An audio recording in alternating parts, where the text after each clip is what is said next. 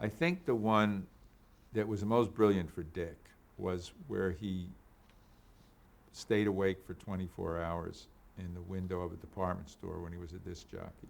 And it was a flashback to the first time he met Alan Brady. And I loved it because of how brilliant he was in it, and that we wrote a bunch of things that no one else in the world could have done but Dick, and he did them all. And it's always been a favorite of mine, you know. I think it was called 100 Terrible Hours. 100 Terrible Hours. Another one, God knows it wasn't my favorite show, but it had in it one 2-page scene that everybody remembers and talks about the show, and they call it the Milk Cake Show. And it was a show about a young kid who gets a crush on Mary, and he's hanging around the house a lot. And there was a scene where he's telling Mary about this, that he's in love, and she's giving him advice, not knowing it's her. And he was sitting at the counter at the table, and he was drinking milk like he was at a bar, and she kept pouring him milk, and he kept drinking it, which was not the great scene. The great scene was when Mary says to Dick, I bought some chocolate cake. Would you like some? And he said, oh, yeah.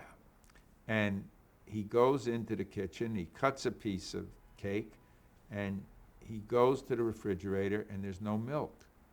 And he says, there's no milk. And she said, no, there isn't. Have coffee. He said, no, this is milk cake. You can't have coffee with this.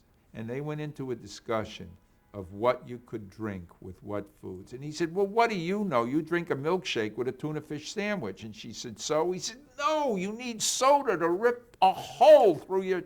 And people always say, God, I love the Milk Cake Show. It was a page and a half, but it just, like so many things on the Van Dyke Show, it was something that everybody, whether they ever said it or not, they knew it. You don't drink coffee with chocolate cake. You can drink a malted with a hamburger, but you shouldn't. You know, there are these little rules. So that's a favorite scene. That was the Lady and the Babysitter. Yes. Then there was a great moment. This is something I point out when I'm talking to classes or, about what you do when you're writing. And there was a show where Dick, it was a flashback again, where Mary, no one ever wondered what she was doing around that camp. She was like a camp follower when he was in the Army, you know. What was this girl doing there in Fort Dix, you know? But she was, a date with her was the prize in a raffle. And some guy won it, and they went out on the date, and she was going out with him on a second date. And there was a scene that we had written that was kind of obligatory about Dick and her meeting for coffee or something, and she's, well, I'm going out with him again, and so forth and so on. And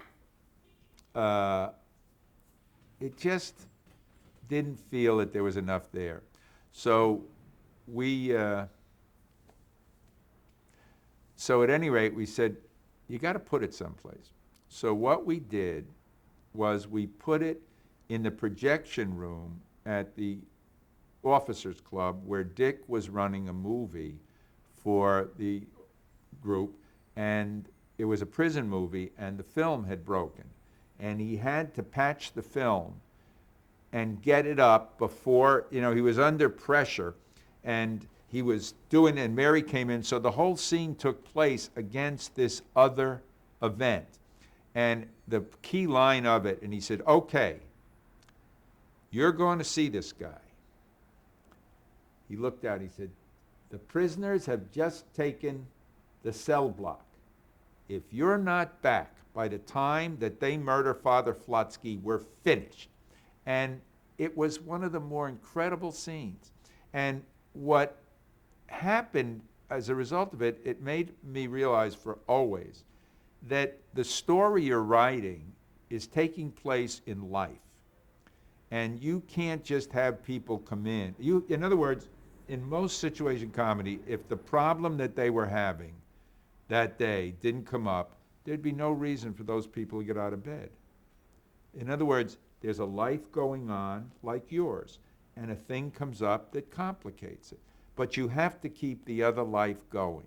And that, I learned more out of that particular scene than, and I never wrote a scene that lost track of what the person was out to accomplish that day without that problem.